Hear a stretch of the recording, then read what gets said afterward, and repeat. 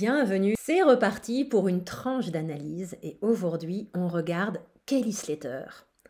Pour celles et ceux familiers avec le monde des sports de glisse, c'est une légende vivante. Il a été 11 fois champion du monde de surf. À 50 ans passés, il est encore sur le tour. Il a gagné encore une étape de Coupe du Monde l'année de ses 50 ans. C'était quelques jours avant ses 50 ans.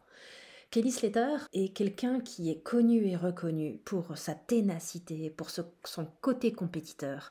Et je connaissais le personnage depuis même l'époque où il avait joué dans Alerte à Malibu. C'était le petit copain de Pamela Anderson, surfeur. Il était déjà champion du monde à l'époque. Il avait eu son premier titre. Mais j'ai été intriguée parce que j'ai pris un abonnement à Apple TV. Et il y a une série qui s'appelle Make or Break, qui a zoomé plusieurs fois sur lui et tout d'un coup ça m'a intriguée. Je me suis dit tiens, je vais regarder son design. J'ai également été regarder celui de Gabriel Medina qui a été 3 fois champion du monde. Et il y a quelque chose qui m'a sauté aux yeux et si comme moi vous êtes un peu éduqué au design humain, ça va très vite vous sauter aux yeux, voire ça vous a déjà sauté aux yeux. On a quelqu'un qui est connu et reconnu pour être une bête de compétition et qui a créé toute une identité, toute une vie entière autour de ce côté compétitif alors qu'il a l'ego non défini, même complètement ouvert.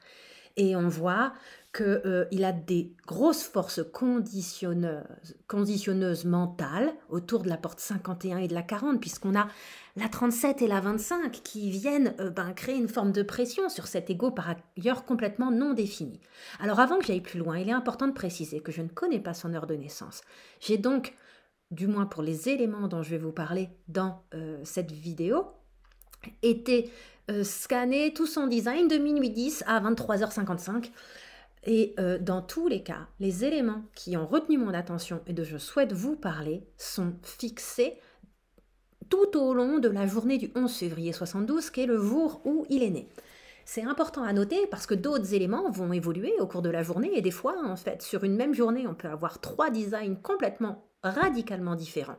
Là, on est sur une grande stabilité, sur un paquet d'éléments de son design qui ont par ailleurs vraiment retenu mon attention. Par ailleurs, j'ai ensuite, parce que j'ai été assez fascinée, je veux dire, je connaissais Kelly Slater sans m'être jamais renseignée sur le personnage et j'ai découvert via Make or Break quelqu'un de très fin, très intelligent.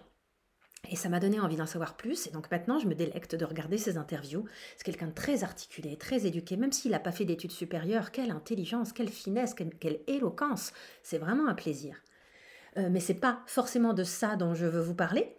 Ce dont je veux vous parler, c'est déjà de cet ego complètement ouvert, où on voit à quel point, en fait, on peut tomber dans des extrêmes, et ça peut nous amener loin, hein, je veux dire, de vivre du non-soi, de vivre une essence de compétiteur, alors même que ce n'est pas du tout dans sa nature. Et ça, peu importe l'heure de naissance, et on peut comprendre aussi ici l'importance des conditionneurs mentaux. Donc les conditionneurs mentaux, ça va être ces portes qui sont soumises à des pressions extérieures. Donc ici, je vais prendre l'exemple de la 51 ou de la 40. Sur sa tête, on pourrait trouver un conditionneur mental sur la 63 en particulier.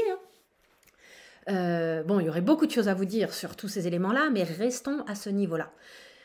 Eh bien, justement, c'est profondément tentant comme gros non-soi pour lui de s'identifier à la nature compétitrice et choquante de la 51, et il est vraiment connu et reconnu pour être d'une grande intensité compétitive, alors même qu'en fait, c'est tout simplement l'un de ses plus gros non-soi. Donc ça m'a sauté aux yeux, parce que la question, moi, que je me pose, c'est si un jour je rencontrais Kelly Slater et en fait, vu mon réseau, c'est tout à fait dans le champ des possibles, en fait, on a des gens, enfin bref, peu importe, c'est quelque chose qui pourrait tout à fait m'arriver un jour et qui s'intéressait au design humain, alors même que c'est l'information la plus évidente à son propos, c'est pas forcément le truc par lequel on a envie de commencer parce que c'est assez confrontant le truc de dire, en fait, toute ta carrière c'est basé sur du vent. Non, je déconne, je veux dire, c'est exceptionnel ce que cette personne a accompli, c'est légendaire, et c'est aussi de ça la force du non-soi, mais il a pu s'appuyer par ailleurs sur des éléments de son design qui sont particulièrement corrects. Sans grande surprise, j'ai trouvé tellement de similitudes entre son design et celui de Gabriel Medina. donc brésilien, champion de surf à 3 reprises, champion du monde, pardon. Tous les deux sont des 34-20. Des forces de la nature, des gens qui vont au bout de leur passion, qui sont complètement absorbés, sans grande surprise. Ils ont toute la panel des éléments, des canaux du circuit d'intégration, que je surnomme le circuit du moi-ma-gueule. Donc c'est des gens qui sont là pour être profondément absorbés par eux-mêmes. Le 34-57, le 57-20, le 34-20. Attendez, non, le 57-20, c'est de l'individuel, c'est pas de l'intégration, autant pour moi. Le 10-20, c'est de l'intégration également. Par ailleurs, il a un des 2 canaux du circuit de centrage, le 34-10. Et effectivement, Kelly Slater, c'est quelqu'un qui a une vraie présence, qui a un vrai ancrage, qui a un vrai... Alors, 34-20, un vrai charisme, ça, il n'y a pas de doute. Mais au-delà de ça, dans le 34-10, on est vraiment dans une grande... une présence ancrante pour les gens autour de lui, qui est l'un des attributs de ce canal. Ça, c'est autre chose qui a attiré mon attention. Ensuite, j'ai trouvé vraiment intéressant de voir son 1949, donc qui définit son autorité émotionnelle et qui est un canal tribal. C'est que il y a une série sur YouTube qui s'appelle Lost Tapes, qui l'a suivi sur toute une saison, je crois que c'était 2019, donc chronologiquement filmé avant Make or Break, mais sorti après. Et dans The Lost Tape, on le suit sur toute une saison, avec ses états d'âme, ses errances, et aussi il explique comment il va pas en fait à l'hôtel au fur et à mesure des années. Il s'est fait des tas d'amis sur le tour, et donc il va chez ses amis, quelque chose de très tribal. En plus, on voit la porte 37 dans son design, Mars inconscient. Donc il y a tout un tas de choses à élaborer sur ce Mars inconscient, surtout sous l'angle des clés génétiques, mais je ne vais pas m'égarer là-dessus. Toujours est-il que, sans grande surprise, il est à la porte de la communauté. Sans grande surprise, il va aussi loger chez des amis à lui, qui sont des gens qui lui permettent de nourrir sa révolution, de lui apporter les besoins humains et matériels nécessaires à son équilibre pour qu'il aille porter la révolution. Et le moins qu'on puisse dire, c'est qu'il a révolutionné le milieu du surf. Kelly Slater, personne pourra argumenter cela. Une autre chose qui est vraiment intéressante, c'est sa croix d'incarnation. En particulier, ce qui est vraiment flagrant, et que de mémoire, il explique dans Make or Break, je ne sais plus si c'est en saison 1 ou saison 2, il explique comment il analyse à fond tous les éléments, en fait. Il a un tableur Excel dans la tête, Kelly Slater, et il sait exactement quel effort il doit fournir à quel moment, il sait exactement quels enjeux se jouent pour qui, combien de points il faut marquer, et comment les choses bougeraient, si tel ou tel gars marque tel ou tel point. Donc c'est vraiment quelque chose qu'on peut retrouver dans la 4. C'est également quelque chose qu'on peut argumenter comme étant présent dans la 49. Et puis c'est une forme de structuration de son canal 43-23, mais je pense vraiment pas je pense que c'est quelque chose qui fait très naturellement. Il vient structurer toutes ces informations-là. Bien sûr qu'elles sont collectées avec la porte Sherlock Holmes, la 4. Mais au-delà de ça, il y a vraiment des choses exceptionnelles.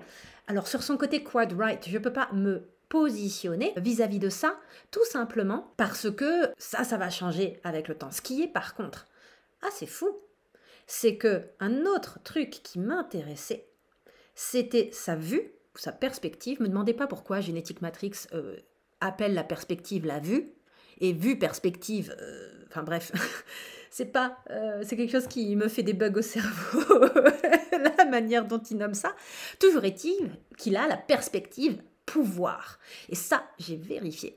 De minuit 5 à 23h55, en passant par cette théorie de 12h55, il a la vue pouvoir. Et ça vient également corroborer ce que je vous ai dit précédemment sur son côté calculateur, son côté à comprendre le pouvoir à l'œuvre, à comprendre les arcanes d'influence de pouvoir, à comprendre comment avoir le pouvoir, accéder au pouvoir, pas forcément pour lui, mais il a vraiment un goût vis-à-vis de ça, et c'est fou comme cela transpire quand on l'entend tenir certains propos sur la manière dont il aborde la compétition, la manière dont il aborde le rapport de pouvoir et de classement qu'il va y avoir selon les résultats d'un tel. C'était un autre truc vachement intéressant à propos de Kelly Slater.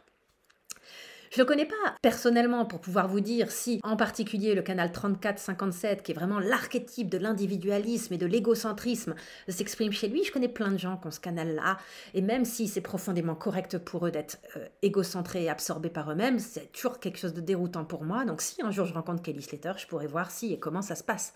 J'ai pas forcément d'éléments concrets à argumenter vis-à-vis de son canal de l'éveil. Je sais qu'il a tout un tas d'amis sur des vraies démarches spirituelles, dont certaines connaissances que nous partageons. Je sais également que c'est un sujet qui est un petit peu abordé dans The Lost Tapes, donc la série de documentaire disponible sur YouTube, très très intéressant. Donc voilà, c'est les petits éléments que je peux vous dire à propos du design de Kelly Slater. En tout cas, je voulais vous parler de cet ego complètement ouvert, de ce non-soi lié à la compétition qui l'a amené à dépasser des montagnes et à révolutionner complètement un sport. On voit également toute son individualité. On voit, si là je note en plus, tout un tas de canaux individuels qui sont des drivers de créativité, des drivers de mutation et Kelly Slater, le moins qu'on puisse dire, c'est que c'est un sacré agent de mutation. Hein. Donc, il y a beaucoup d'individualité, beaucoup de pouvoir personnel qui vient entraîner autrui à prendre aussi leur pouvoir personnel. Il a inspiré énormément de gens. Donc, cette pléthore de canaux individuels purs ou canaux du circuit d'intégration ou canal du circuit de centrage est vraiment quelque chose qu'on peut voir prendre vie sous les yeux quand on s'intéresse à la vie, à la carrière et à l'influence de Kelly Slater sur son sport, sur les gens autour de lui. C'est exceptionnel. Donc ça, je ne l'avais pas effectivement mentionné, mais c'est quelque chose de profondément notable. Voilà, c'est tout pour aujourd'hui. À bientôt!